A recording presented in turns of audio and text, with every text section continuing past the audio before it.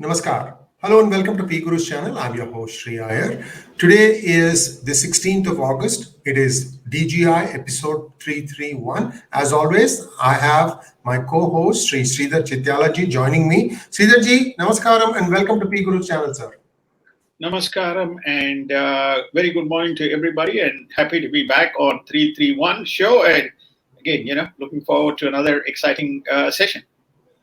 So viewers, we are going to talk about just three things today, just three things. And we're going to quickly go through drill it to some depth. Then we may be covering some headlines after that. First off, a global GDP contraction. Sridhar ji, they are saying that except for Japan and perhaps a couple of other countries in Far East, most countries are going to have a contraction. Your thoughts, sir, what is going to happen? How does India stand in all this?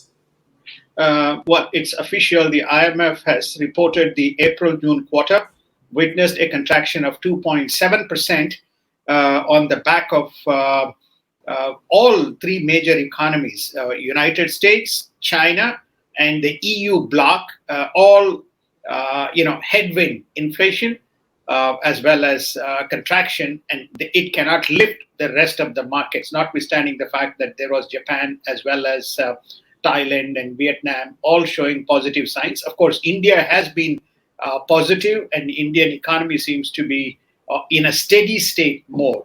So people have to get used to it. And my advice to everybody is, if you have not moved to cash, please move to cash as fast as possible, at least a good percentage of your holdings into cash, because inflation is here, geopolitics is here, supply chain logistics is here. All of this is going to contribute to some very challenging situations as we look ahead. It's now a year since the United States quietly withdrew from Afghanistan, in fact, abandoned Afghanistan, I would say. What has happened in this 1 year? And we're going to have, Sridhar ji, with your permission, we're going to have a separate, the American fiasco in Afghanistan, as a separate 10-minute conversation where Sridhar ji is going to look at various aspects of how the evacuation completely failed. We're going to have that separately. Today, just 1 year, a look back at it. What do you think is happening, sir? 1 year later, Taliban is in full control. They have progressively implemented whatever their policies are. And United States is in no better position than it was. Probably there is more looming threat. But the reports that are coming out is reflective of the chaos that was prevalent when it happened, when the withdrawal occurred. We covered it extensively, and we will recap it, as 𝙒𝙖𝙀 Iyer mentioned. There was a lot of criticism when we did that, but most of the facets that we covered appears to be true based on an internal review as well as deep investigation that was conducted by the various committees within the House. Sridhar ji, is there a new order emerging? We are reading reports of German forces going to Australia. This is a new one. Australia is a member of many AUKUS. It's also a member of Quad. And now German forces are going to Australia. What do you make of this, sir? Is Germany now thinking that, well, I'm not going to put my hat on NATO alone. I'm going to try and do something about it myself? No pun intended. If it's Tuesday, it must be Belgium. If it's Wednesday, it must be Germany. So therefore, I think, the French had a affair with the Australians. Then you had the British and the Americans. And now, of course, the Germans have joined the party. But jokes aside, the fact is that most just recently that there was this Garuda exercise where 10 nations participated in the effort, with Indonesia and United States joined by Japan, France, UK, Australia, India included in that exercise. Now, the fact that the Germany is now going all the way to Australia to participate is a reflection that what we are seeing here is the emergence of a new order, almost along the lines of what happened during World War I and World War II, while the Russians hobnobbed with Myanmar and North Korea. So will a new alliance called the GAUKUS emerge, sir? G, AU, UK, and then US? don't know. Well, Sriji, you're very good at these acronyms. I don't know what this is, but clearly we are in this geopolitics. Is very troubling in terms of what is on the horizon. Purely because nobody wants to stay still. Already the world is hobnobbing with issues, and the last thing that you need is all these exercises in the maritime, when actually it should be used for more trade and commerce on these maritime gateways. So we spoke a little bit yesterday about saber rattling continuing in the Taiwan Strait, and that is continuing to happen. No new developments there, I don't think. But now Russia is courting North Korea, and this is something that is again new. Doesn't that make China, feel a little nervous, sir?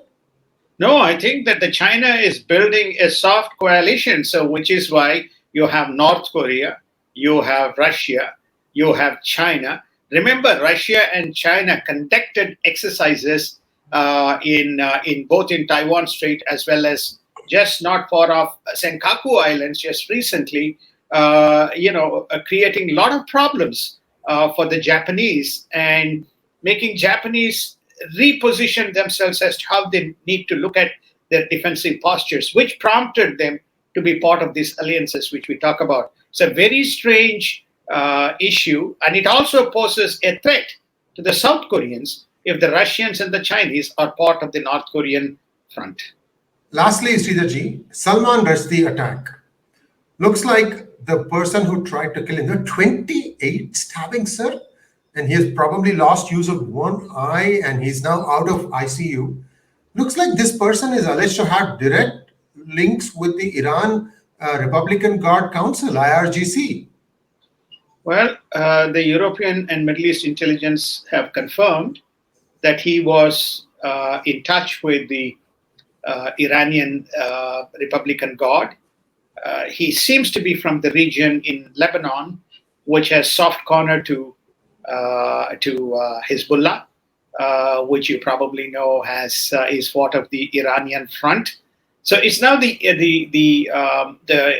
intelligence reports are confirming that to be the case, and they say that it is like a new approach where they don't have to have someone on ground, but they can guide somebody who is a sympathizer to initiate this type of an attack. Very unfortunate that it has happened right in the shores of United States in an academic setting. He got himself the front seat, he paid for it, and intelligence, failure again. Well, this is now becoming more of a pattern. Sridharji, there are so many social media platforms that you and I are not even aware of. I mean, every day I come up and see, oh my goodness, there's another social media platform. So even if somebody is exchanging messages, it's very difficult for anyone to kind of keep track of what's going on. So that's where things stand. Now, lastly, we're going to have an inflation reduction bill. Let's talk about this tomorrow, Sridharji, because I want to kind of get some charts going. It's unbelievable. I don't think this is, realistic, what they are projecting. They're saying that IRS and, taxes collected by, corporations are going to make up the $797 billion. What are you smoking, guys? I mean, some of the companies have done tax inversion out of the Fortune 500. I would safely say 400 plus are inverted. Don't you think so, Sridharji? Well, it's called as the fiscal monetary strangulation. So you have a fiscal strangulation, which is namely you tax the companies and therefore their reinvestment into capital expansion as well as staff augmentation is going down the tubes. Okay, that's one. Then you have a monetary policy which says go on jacking up the rates, and so the cost of funds goes up, which implies, what? I mean, that you think the companies are going to absorb the increased cost of credit? No, they pass it on to the people. When they pass it on to the people, prices go up. So how can it be an inflation buster? Maybe, Janet Yellen can respond to the question better than, any of us. But she has come out with one statement, which is effectively, hey, we are not going to tax the middle people. All these agents we have appointed in IRS is going to go after those big boys, not after the middle class. Guess what? The middle class is going to face the squeeze, and they are the guys who are going to be the target in this tax collection effort that is going to be very, very acrimonious. So it is not an inflation buster. It is going to be an inflation stimulator. Thank you very much, Sridhar ji. That's exact opposite of what some of these well-intentioned decisions of the government happen.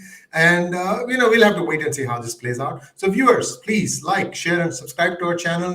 Please click on the bell button for notification. And if you think that our research was useful to you, consider donating using the super thanks button. Sridhar ji, as always, bright and early. We'll see you tomorrow. And thank you very much, sir. And namaskar.